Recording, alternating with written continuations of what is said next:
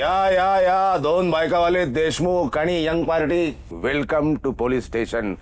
या यांचे ठसे घ्या सुधाकर. नाही देणार ठस. का अहो सकाळी तर तुम्ही तयार झालेला ना ठस द्यायला. हा म्हणलं होतं सकाळी, पण आता नाही देणार ठस. श्यामलचा अपघात झालेला आहे, त्याला घातपाताचा रंग देण्याचं काय कारण आहे? तो पहिले थांबवा. श्यामलचा जेव्हा खून अपघात जेव्हा झाला तेव्हा तुम्ही होता तिथे. दोन बायकावाले देशमुख यांच्या हातापायाचे ठसे घ्या, यांच्या चपला ताब्यात घ्या. काय बोलताय तुम्ही? मी तिथं कसं काय असत? आणि समजा मी तिथं असलो असतो ना तर श्यामलचं असं होऊ दिलं असतं का मी? तुम्ही नव्हतात ना तिथे दोन बायकावाले देशमुख, मग घाबरताय कशाला? नाही घाबरत नाही आम्ही, पण आम्हाला आमचा अपमान वाटतोय. काय आमच्याच घरातली बाई गेली आहे आणि तुम्ही आम्हालाच आरोपी समजताय. ठस देण्यात कसला आलाय का अपमान? हे बघ, मी ठस दिलेत, आजीने ठस दिलेत, एवढंच काय जामकर साहेबांच्या बहिणीने पण ठस दिलेत. लालिताई, अहो आपण ठसे दिले तर आपल्याला हेल्पच होईल ना गुन्हेगाराला पकडायला. हा मग गावातल्या लोकांचं घ्या ना ठस. आम्ही घरातली माणसं काही गुन्हेगार आहे का आमचं ठसे घ्यायला? नाही बरोबर आहे, रास्त आहे तुमचं मत. तुमच्या घरात मृत्यू झालाय त्यावेळेस मी असं काही मागणं मला चुकीचं आहे. मला माफ करा, आय एम सॉरी. पण तुम्ही आलात, दमला असा, पाणी तरी पिऊन जा. शिंदे, या सगळ्यांना थंड पाणी पाजा.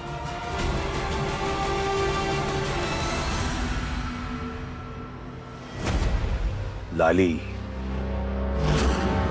गोपाळ, दोन बायकावाले देशमुख, गुलाबाई, रंजनी, ठेवा इकडे.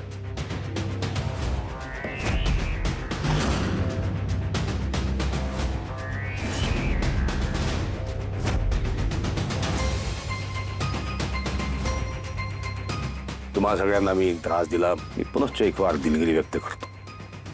I am sorry. तुम्ही गेलात तरी चालेल. धन्यवाद.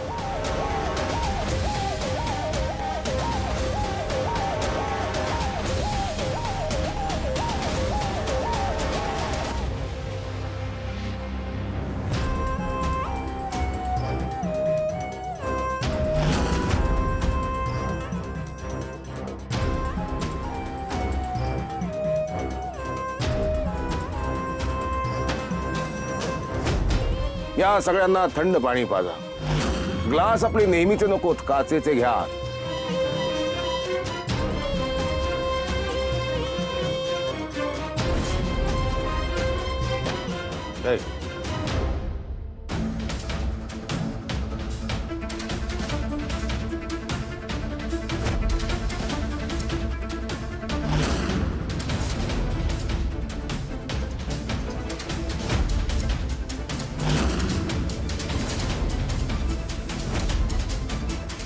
ए, मार्कर.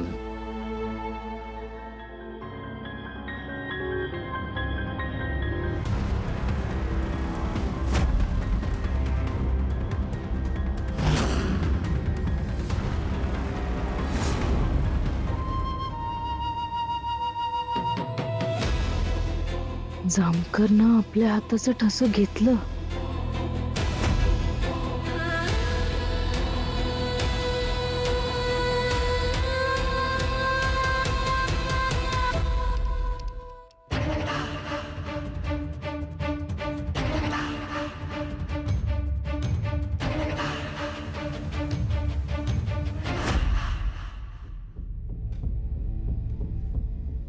अशी चांगली जिरवली त्या जामकराची. अरे आमच्या घरातलं माणूस मेलंय आणि यो आम्हालाच कोणी ठरवायला बसलाय. आणि ठस द्या ठस. ती लगेच तर कुणी ठरवलं का त्यांनी?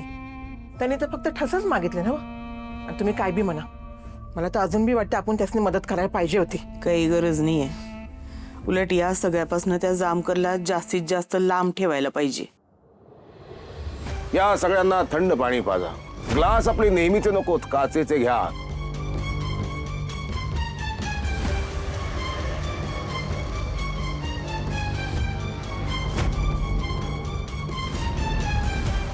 त्या जामकरनं चांगलीच शाळा केली.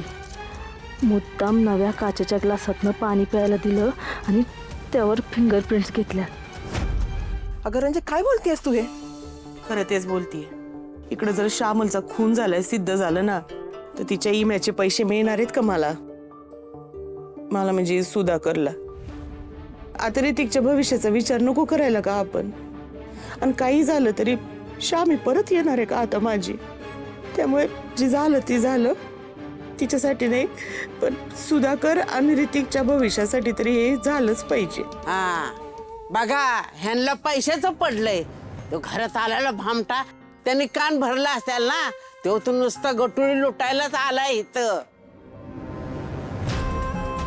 मी बाकीच्या गोष्टींमध्ये अडकलोय म्हणून, नाहीतर या म्हातारीला कधीच वर पोहोचवलं असतं. अगं म्हातारे, तुझं सगळं झालंय.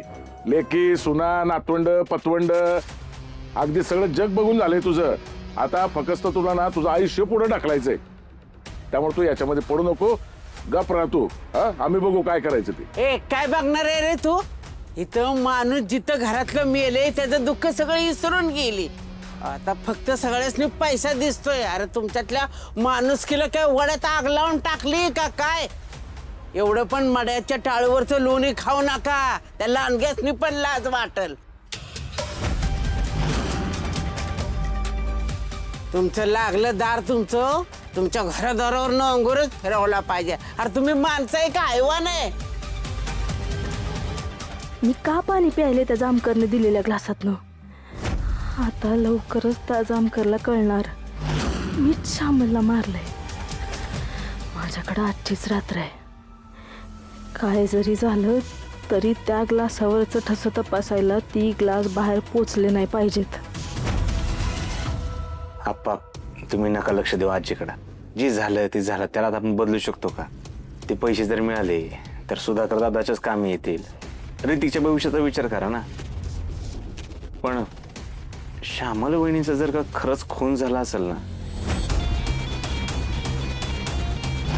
तर तो कोण आहे हे कळलं पाहिजे आपल्याला. तेवढं तर कळलंच पाहिजे ना, म्हणजे काहीतरी करता येईल. बघू पुढं काय ते. मी निघू का दुकानावर? काम आहे जरा अर्जंट.